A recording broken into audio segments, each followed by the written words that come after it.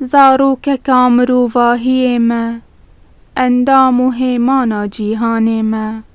ئەز کوردستانم ناوێ کوردامە، ئەی ناوێنەتە و لە بەندا تەمە. من دەوێت ئەز ببم بووک ji بۆ te، تو من بخوازی یان بخوازم te. بێشەرمkirin ڕاوەستم li rexte، bibin navê Kurdistan welate.